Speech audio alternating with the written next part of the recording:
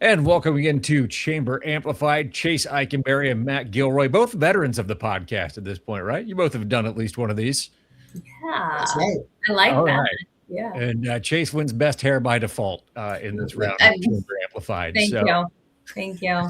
congratulations. Thank you. I on mean, that. we keep winning. We keep winning. I keep winning. Thank you, Doug.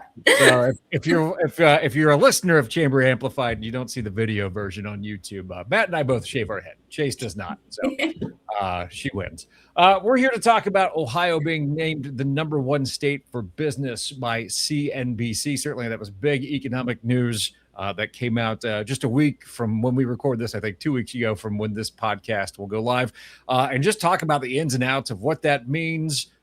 Both from a statewide level, a regional level with Chase. Matt can help us break down kind of what that can mean for the local community, but it's an outstanding honor. I know it's something that people have been working toward for several years, more than a decade. There's been a steady push toward this, Chase. So when you saw this finally come out last week that Ohio was named #1, what were your immediate thoughts?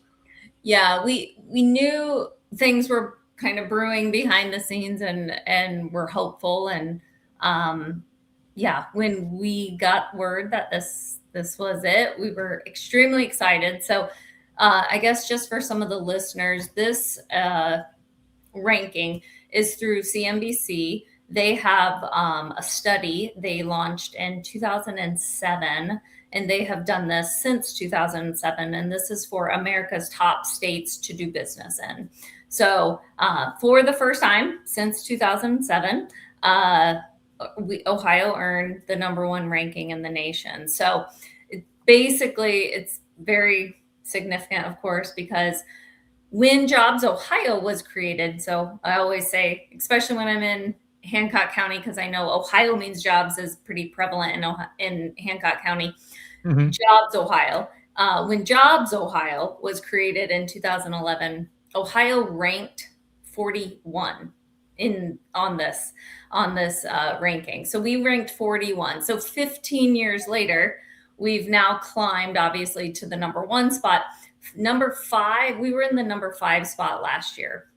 So, of course, that just demonstrates, and what I've been kind of saying over the last week or so is this demonstrates the strategic economic development way that we handle economic development in the state of Ohio through that privatized system called Jobs Ohio, and through our entire One Ohio team approach, which Matt's a part of. And it just demonstrates a long-term vision, and it's not just obviously an overnight success. So yeah, we're super excited that this happened, and that now that we're #1. So we're going to do our hardest to try to keep that. Matt, when you see that news comes out from a local perspective, I imagine the wheels start turning of like, okay, this is great news for the state. How do we use this for Findlay and Hancock County? Yeah, so anytime there's good news like this, or like the Micropolitan Awards that Findlay has been awarded over the years, the first thing that folks like me do in the Lido seat is we take a pause and think about what development projects that have transpired over the last year. What was our part in the effort to win this award, right? Mm-hmm. So, you pause, you take about 5 minutes to think about that, and then you start thinking about, well, how do we use this information to benefit Findlay and Hancock County specifically? So the fact that Ohio wins and is now #1 according to CNBC in this particular poll, how do we use that to leverage the next project and the next opportunity for us? So over the last couple of weeks, that's what we've been thinking about here in the office, is how do we use this to our benefit? And we think there's opportunities for that. Feels like it's certainly another arrow in the quiver for all sorts of economic development organizations around the state. Absolutely. But we're biased, and we only care about Findlay and Hancock County. So don't tell anyone we said that, Chase. Okay, got it. So there's a big mix that goes into how they determine their rankings.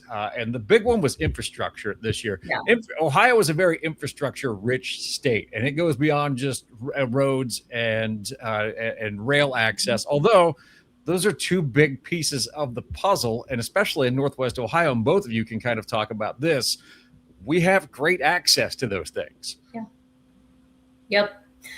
So you're right, Doug. Let me back up real quick. The rankings were based on, there was a total of 138 metrics across like 10 major categories that CNBC does, that they do through this study. So obviously infrastructure was weighted very heavily this time around. And of course, as you just mentioned, Ohio's strength it begins with infrastructure. Our highway system, our rail system, our air cargo access, of course, that is only getting stronger and stronger. Great Lakes ports, and of course, the abundant water resources throughout the entire state just completely give companies a competitive advantage that they cannot find in other states. So this year, CNBC, of course, put a greater emphasis on infrastructure, but that also includes, to your point, site readiness, permitting speed, power availability, energy capacity, and I would say overall infrastructure that supports various, what we like to say, emerging industries that are advanced manufacturing, additive manufacturing, aerospace, the defense industry, all of those sectors that we really, really focus on at Jobs Ohio and through the region, and are exactly what Matt's focusing on too locally. So those are areas that Ohio really differentiated between themselves and other states. So we're proud of that. And when it comes to site readiness, and Matt knows this, and what we have here in Ohio, in Northwest Ohio, that's what's going to give us the attention. That's what's going to keep folks looking at us and putting their capital here instead of other places outside of Ohio. Matt, it would seem so, and Chase, you can correct me if I'm wrong here. It would seem that if they moved infrastructure to being the top metric that they were looking at, that's a reflection of what businesses are looking for in terms of what matters most to them. I would have to imagine that's kind of the reason that they've moved it to that. And Matt, does that reflect conversations you have when you talk with businesses that are already in the area or maybe looking at the area? Yes. So Ohio has always scored well with some forms of infrastructure. We have great roadways, great highways here, and have for a few generations now. There are 103 general aviation airports in the state. So we have a robust air transportation model, thanks to investments that were made, many decades ago for air travel. So we already have some of those transportation infrastructure points that matter a lot. Now companies are focused on some of the nuance. Are we prepared with site development, site ready properties that, speed to market matters. And at the end of the day, those companies that are looking to expand are trying to figure out ways to do it fast and quick, and permitting and those types of things become part of that equation. And then companies that are looking at making an investment to locate from somewhere else, they're looking at how do we do this as quickly and effectively as possible, and being prepared with the infrastructure already at the site, at the property, at the building.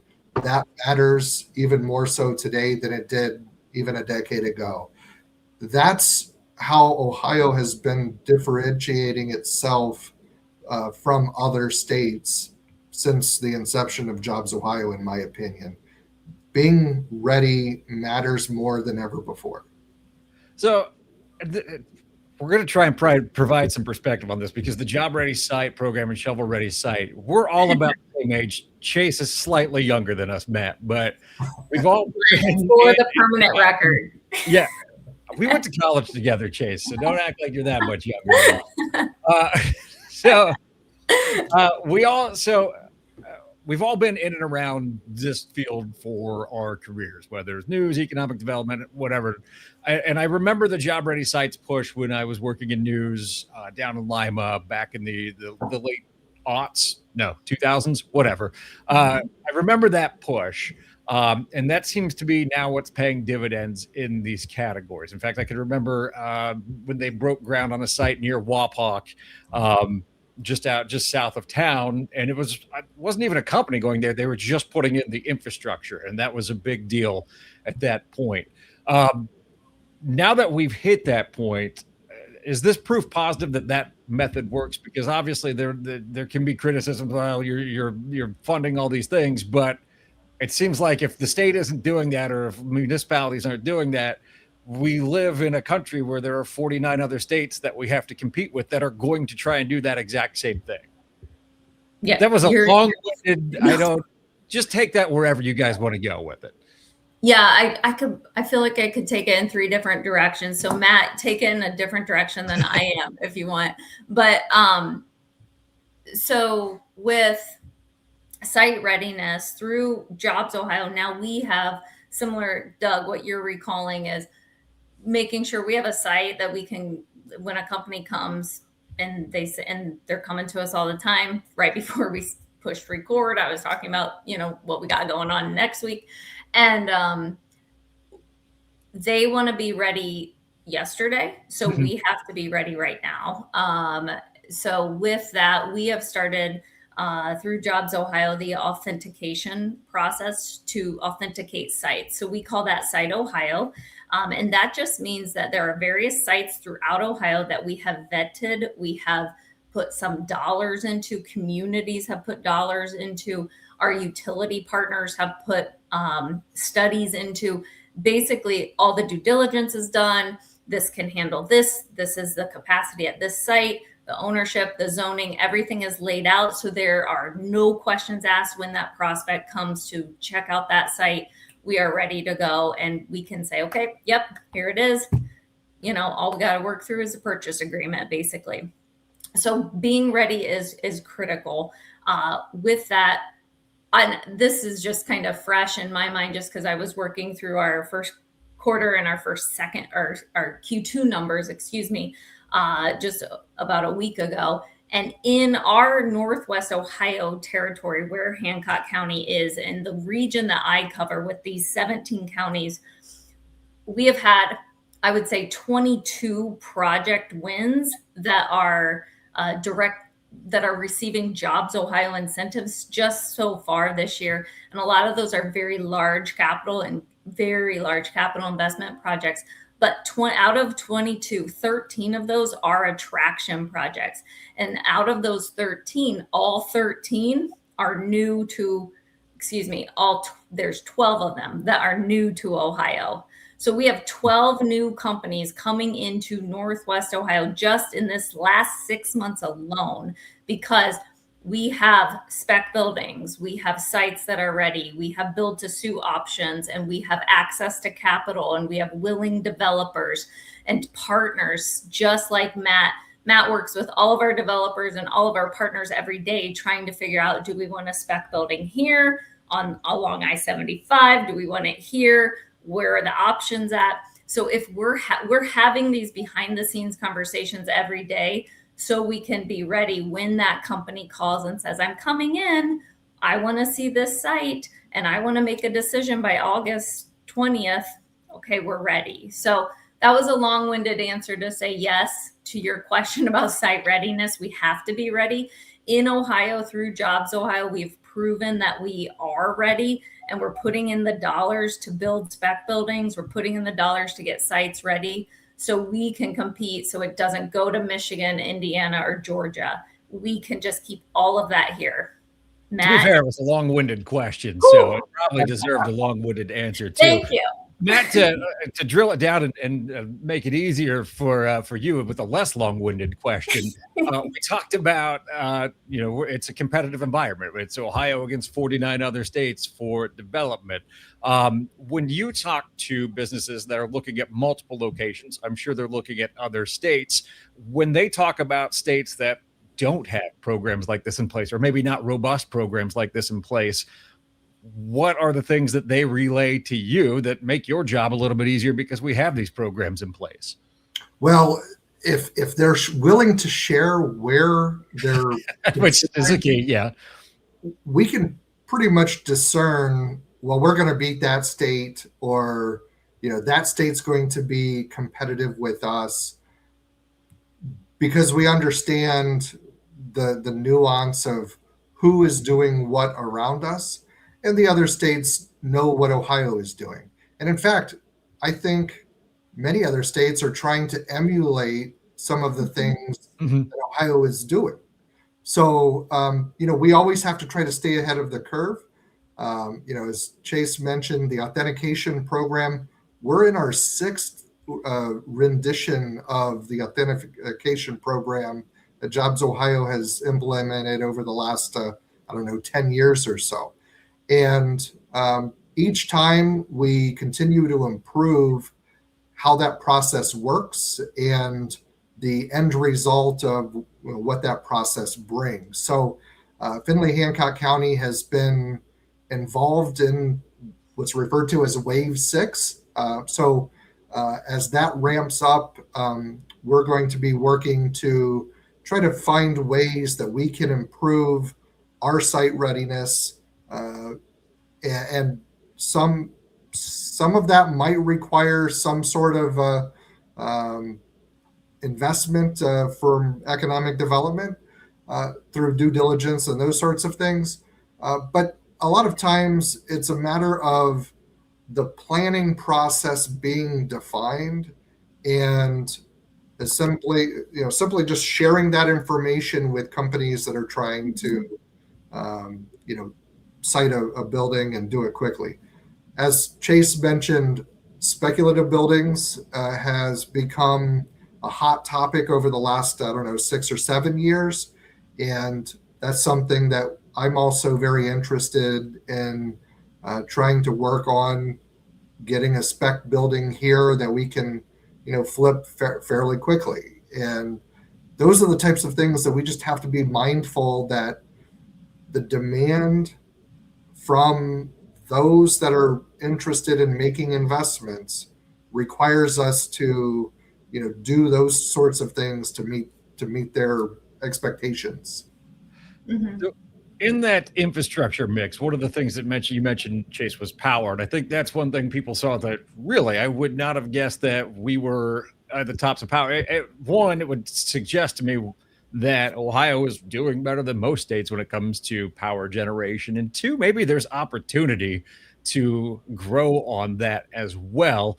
And I just want to talk about that here briefly in terms of how we stand as a state compared to others when it comes to power generation to be able to fuel this development, and also what are the opportunities moving forward, because it sounds like, and Matt, you can talk a little bit about this too, it sounds like there's work on the State House side to make sure that we're competitive in that space. Again, that's me asking two questions at the same time. Two people will stare at each other.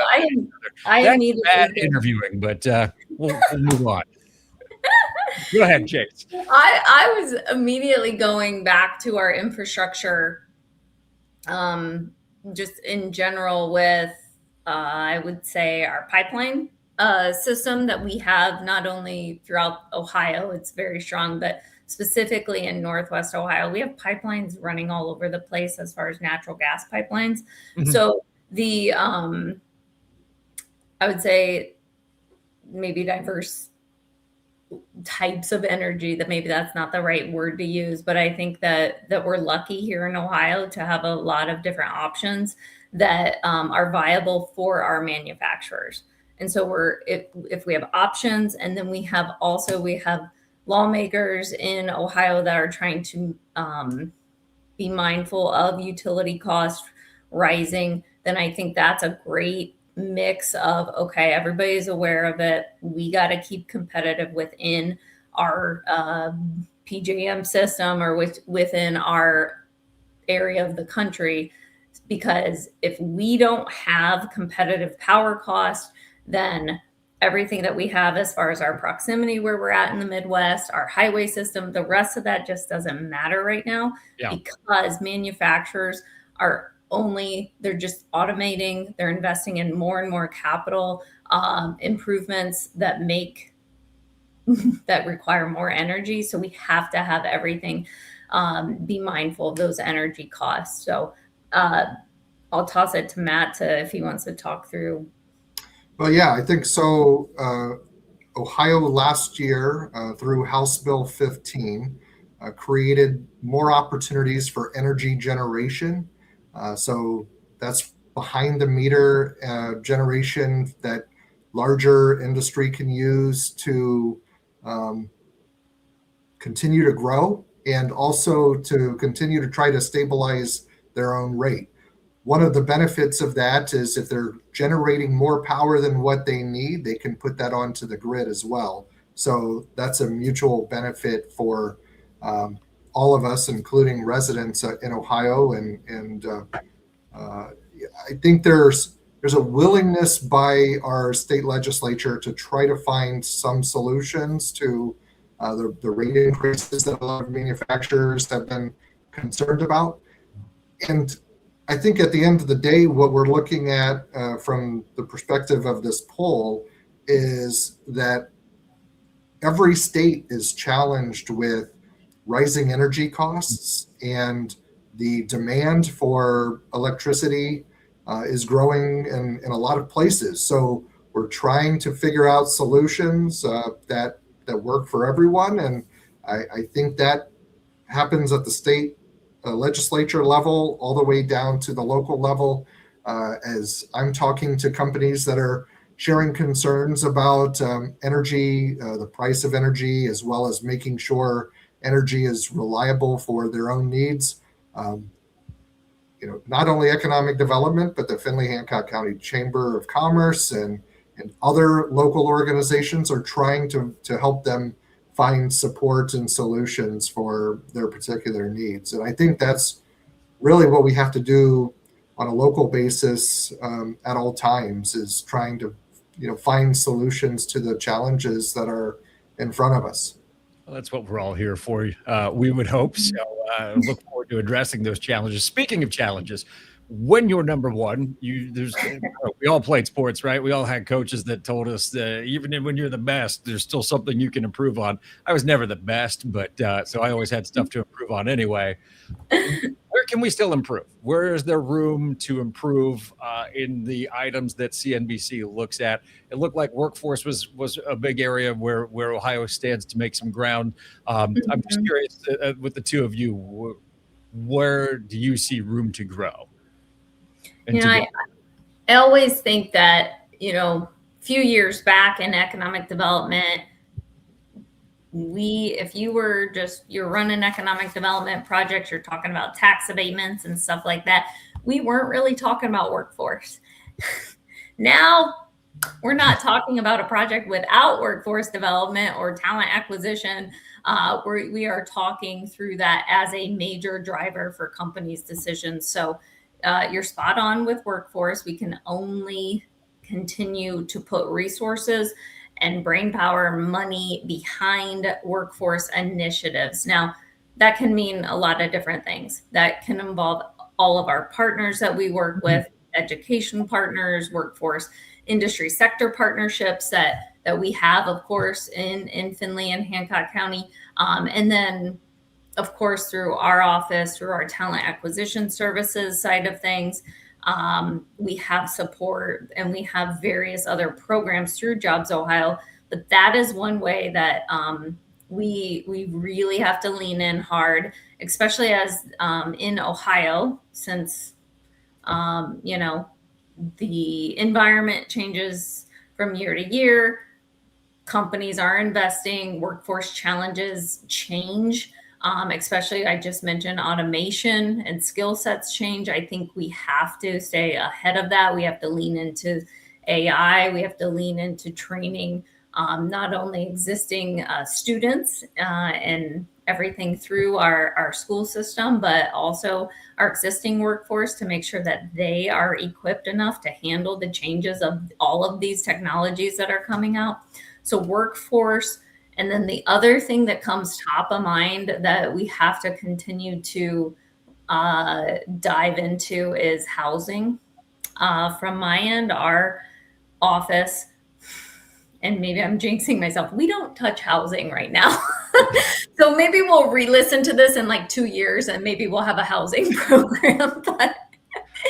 But I would say every community that we're working with, there is housing initiatives. So workforce and housing kind of go hand in hand because, of course, you want to make sure you have great places to live and folks to raise their families. So those are two things that I would say we have to stay competitive on. Now that we have all the other side of things, we have our Jobs Ohio system, we have the great cost of doing business here, a strong economy, major access to capital on a variety of different levels and partners, but workforce and housing remains. I would say those are going to continue to remain up at the top.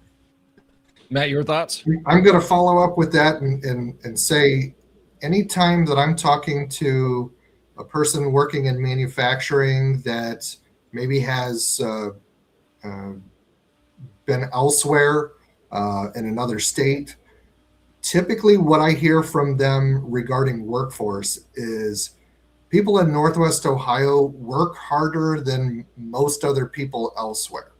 So that is still, I think, pretty consistent that we are willing to work in general across Northwest Ohio.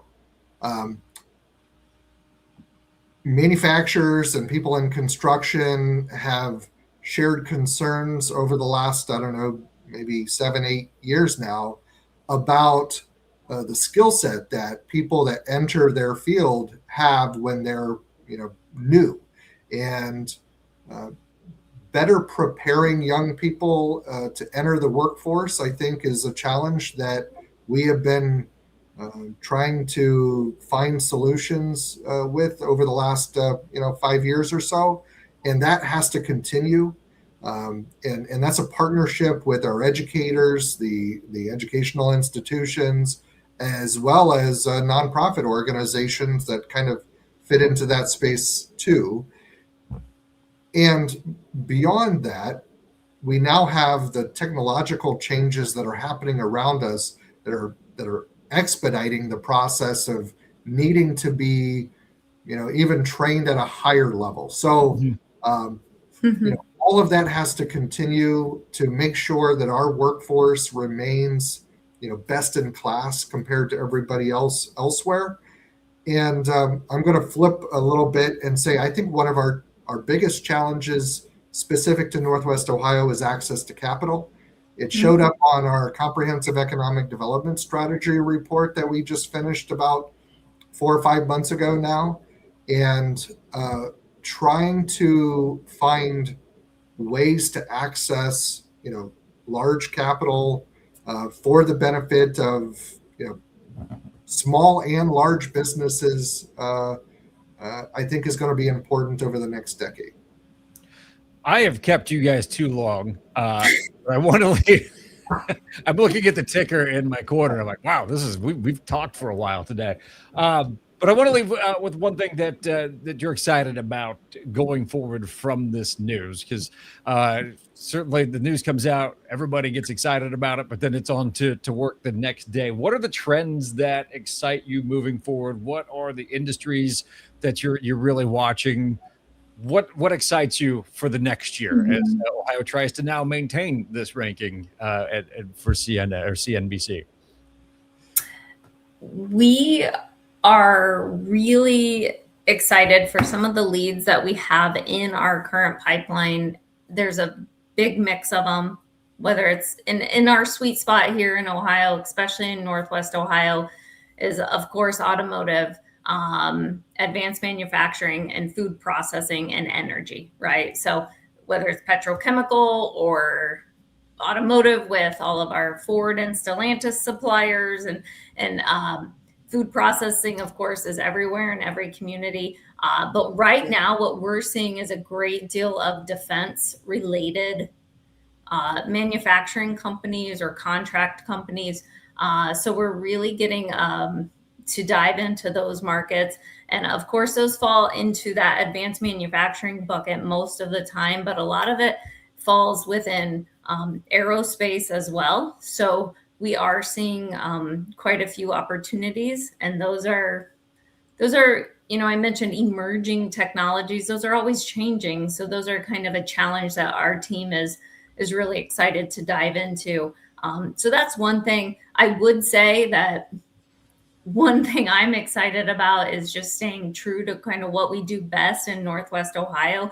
And that's how we make things. Mm-hmm. We make things here, whether it's car parts or food or, something that goes into your appliance, or it's your appliance itself. So, we just announced the 6th Whirlpool plant in Ohio, right up the road from Findlay. And, with all of that happening with those Whirlpool plants and them solidifying their stance in Ohio, that's only going to help our supply chain. And it's only going to help all of our other, especially the world's largest dishwashing manufacturing facility right down the road from you guys. So we're excited about our actual DNA, that what we do here is make things. So there's trends that are exciting, but at the same time, I always kind of lean into what we do best. Mm-hmm. Matt, same question to you. So I'm always excited about talking to the local businesses here that are making investments themselves. And just in the last couple of days, I've had 3 conversations with companies that are thinking about considering expansion, whether that be new construction or buying machinery and equipment and so on. That always means that there is a commitment being made to the community. Anytime that a company is willing to put money on the table, hire additional people, that means, hey, we're in it for the long haul here in Findlay and here in Hancock County, and that is always exciting for me. So love the fact that just in the few days I've had 3 of those conversations. And as Chase mentioned, I think defense, aviation, aerospace is a dynamic that Ohio is sort of the hub of some of these major investments that are happening in that space. And we can participate in that locally. And I think that's going to change the economy over the next generation for our young people to be engaged in companies that are, making drones and doing some of these very high-tech types of operations. And that involvement is just going to create some excitement among young people that are talking about, hey, I want to be in Findlay, Ohio versus I want to move to California or somewhere else besides, here in Northwest Ohio. All right, I have a lead for that to toss out to you guys to chase down to help with that attraction and retention efforts. Maybe it moves the needle, maybe it doesn't. Why don't we have a White Castle in Northwest Ohio? And I'm not saying it has to be in Findlay. You put one across the street from Bowling Green State University and it prints money. I mean, it does. I don't know who you guys need to talk to on that one, but sometimes I need a crave case. Like once I got to tell you, Doug, just spend a little bit more money and go to Beckett's.